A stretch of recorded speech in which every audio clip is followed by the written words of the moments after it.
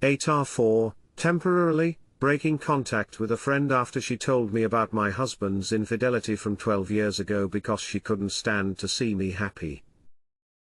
Throwaway account because I have some friends who know my real Reddit username. And sorry for the long post. I'm 36F, my husband is 37M, we've been married for 8 years and together for 14 years.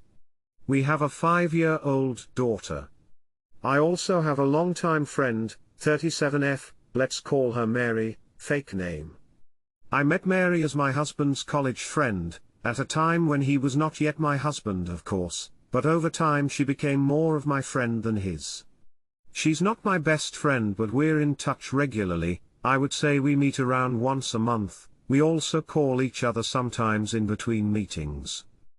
Mary has always had problems with relationships, and was single for a long time although she really wanted to find a partner and start a family. A few years ago she met a man with whom she fell very much in love, they quickly got married, and a few months ago he left her for another woman and they are currently divorcing. Because of this, Mary is going through a tough time right now, so I was trying to meet with her more often and support her, although I couldn't devote as much time to her as I'd like because I'm a mom, I have a demanding job, and on top of that my mother is having health problems. Around 2 months ago during one of our meetings Mary suddenly said that she has to tell me something she's been hiding from me for years. It turns out my husband cheated on me with a random acquaintance of theirs at a party 12 years ago. It was a drunken one-night stand and he immediately regretted it the next day, so Mary never told me because at that time she was more of his friend than mine and she didn't want to ruin her friend's relationship. I know it sounds weird but my first thought was why is she telling me this now? And I've asked her precisely this question. She said that because of her divorce she now has a harsher attitude towards infidelity. I said I understood, I thanked her for telling me, I assumed she did it out of concern for me as a friend, and I told her that I would talk to my husband. That same evening I spoke to my husband about it. He admitted that it was true. He said that it was the biggest and stupidest mistake of his life, and the next day after the party he wanted to confess to me, but he remembered that at the beginning of our relationship I had repeatedly said that if he ever cheated on me once without any feelings for the other person, I would rather he never told me about it and just never did it again. That's true, I said that. Of course, I didn't feel happy about the situation but not for a moment did I think that a one-night stand when we were both young and foolish outweighed everything we went through together and what my husband did for me over the next 12 years, the support and love he showed me when my father died in a tragic accident, when I battled breast cancer or when I lost my first long-awaited pregnancy. We talked all night and came out of the conversation even a little stronger than before and with no intent of breaking up. Since I know how strong Reddit's opinion on infidelity is, I make a disclaimer here, this post is not about my relationship with my husband, it is about my relationship with my friend. I'm not asking if I'm an R for forgiving my husband for his infidelity, that's my personal decision. What is important is what happened afterwards. Fast forward a month and a half, I didn't really think much about the whole situation because I'm the kind of person who focuses more on the future than on the distant past. Besides, I've had a hectic time at work. I realized that since the last time I spoke to Mary she hasn't spoken or written to me once, and it made me feel really bad and embarrassed that I haven't spoken to her myself when she's having such a hard time. I called her and apologized for the silence, I said I've been terribly busy, to which she said she understands, she didn't bother me because she imagined I had lots to deal with in regards to my divorce.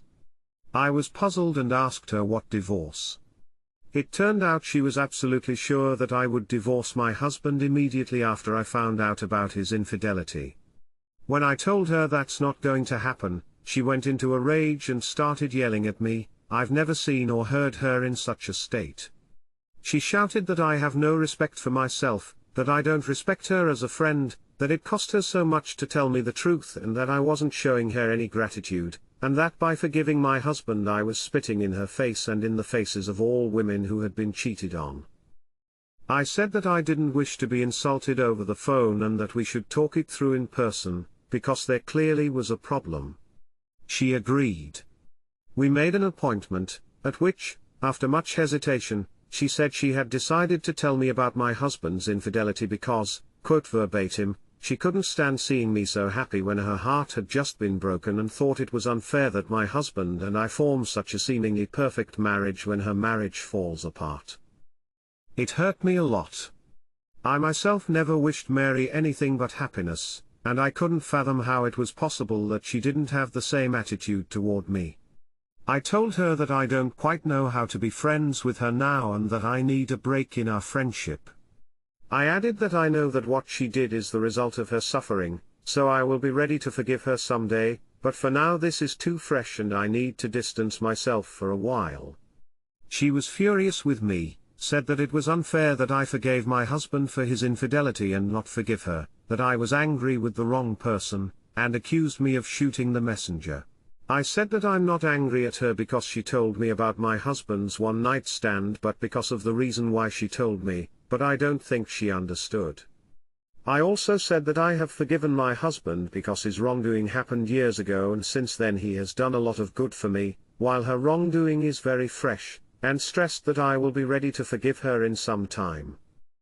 I left the meeting and immediately afterward felt remorse for leaving Mary, who had recently been hurt and abandoned, especially since she doesn't have many friends. I know that what she did was intended to hurt me, she admitted it herself, but it seems to me that it was not the result of cold calculation but of deep despair. AITAH for breaking off our friendship. Update. Thank you for so many comments. I'm sorry that I don't have the time to answer all of them, that's why I'm writing this update. You're right that friendship with Mary is probably unsalvageable, certainly not right now. Maybe if she truly and honestly apologizes one day I'll be able to forgive her. Thank you for showing me that I don't owe her sympathy and that her being hurt is not an excuse for hurting me.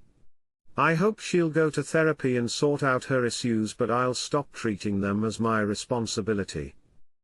As for my relationship with my husband, I had planned not to address these comments at all, because it's really nobody's business but mine, but I'll just say that I still believe that sometimes the greatest punishment for infidelity is the loneliness of facing one's own guilt.